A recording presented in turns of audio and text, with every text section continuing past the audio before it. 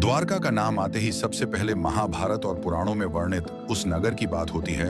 जिसे भगवान कृष्ण की राजधानी बताया गया है। द्वारका श्री कृष्ण की नगरी द्वारिका के दर्शन करते हुए पीएम मोदी नजर आ रहे हैं। मैंने गहरे समुद्र के भीतर जाकर प्राचीन द्वारिका जी के दर्शन किए। कोई नगरी हो ऐसे सारे एलिमेंट्स हैं। एक जो कॉमन वॉल है वो आज भी समंदर के अंदर मौजूद है।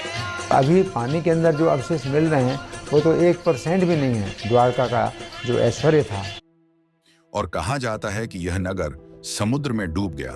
लेकिन इतिहास और विज्ञान में किसी भी दावे को सच मानने के लिए भौतिक सबूत जरूरी होते हैं। इसी वजह से वैज्ञानिकों और पुरातत्वविदों ने गुजरात के द्वारका तट के पास समुद्र के नीचे शोध शुरू किया।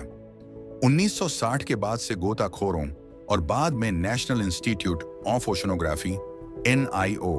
और archaeological survey of India ASI ने अंडर वाटर सर्वेज किए, जिनमें सोनार स्कैनिंग के जरिए समुद्र तल पर पत्थर की कतारें, दीवार जैसी संरचनाएं, बड़े पत्थर के ब्लॉक और कई प्रकार के स्टोन एंकर पाए गए, जैसे रिंग एंकर, ट्रायंगुलर और ग्रैपनेल टाइप एंकर, जो ये संकेत देते हैं कि इस क्षेत्र में प्राचीन काल में समुद्री गतिविधियां और बंदरगाह जैसे ढांचे मौजूद थे। ASI और NIO की रिपोर्टों में यह साफ लिखा गया है कि समुद्र के नीचे मानव गतिविधि के प्रमाण तो मिले हैं,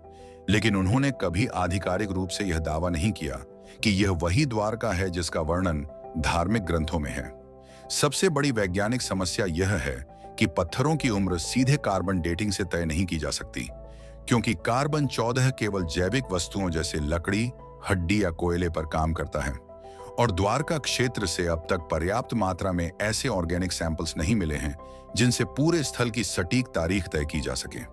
कुछ पुरातत्वविदों जैसे SR राव ने अपने शोध में यह संभावना जताई कि यहाँ की कुछ बसावटें ब्रॉन्ज एज यानी लगभग 1500 ईसा पूर्व के आसपास की हो सकती हैं,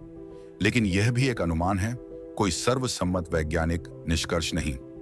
समुद्र विज्ञान यह भी बताता है कि पिछले 10 से 12,000 वर्षों में समुद्र का स्तर कई बार बढ़ा और घटा है, जिससे दुनिया भर में कई तटीय बस्तियां डूब गईं।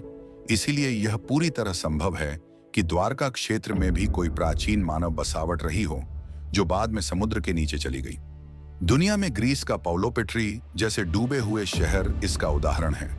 जहां पूरे शहर की योजना, सड़कें, घर और रोजमर्रा की वस्तुएं मिली और मल्टीमेथोड डेटिंग से उसकी उम्र भी तय की गई, जबकि द्वारका में अभी तक ऐसा पूरा और स्पष्ट अर्बन लेआउट सामने नहीं आया है।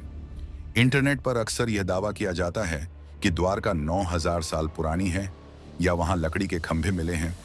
लेकिन ऐसे दावे पीयर रिव्यूड साइंटिफिक जर्नल्स में स्वीकार नहीं किए गए हैं और ज्यादातर सेंसेशनल या गलत व्याख्याओं पर आधारित हैं। यह कहना भी गलत है कि वैज्ञानिक या सरकार सच्चाई छुपा रहे हैं, क्योंकि अंडर वाटर आर्कियोलॉजी बेहद महंगी, तकनीकी और समय लेने वाली प्रक्रिया है, और विज्ञान में किसी भी निष्कर्ष तक पहुंचने से पहले कई बार जांच, पुष्टि और अंतर्राष्ट्रीय स्तर की समीक्षा जरूरी होती है। आज की तारीख में सबसे ईमानदार और वैज्ञानिक निष्कर्ष यही है कि द्वारका के समुद्र तल पर मानव गतिविधि के संकेत मौजूद हैं। ये पूरी तरह झूठ नहीं है,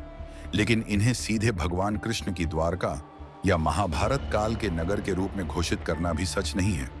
क्योंकि उसके लिए अभी पर्याप्त, निर्णायक और यूनिवर्सली एक्सेप्टेड सबूत मौजूद नहीं है। इसलिए द्वारका की कहानी आस्था और विज्ञान के बीच खड़ी है, जहां आस्था का सम्मान होना चाहिए, लेकिन इतिहास का फैसला सिर्फ और सिर्फ प्रमाणों के आधार पर ही किया जा सकता है। और भविष्य में अगर और गहरी समुद्री खुदाई, बेहतर तकनीक और ठोस जैविक सबूत मिलते हैं, तभी इस रहस्य पर अंतिम मुहर लग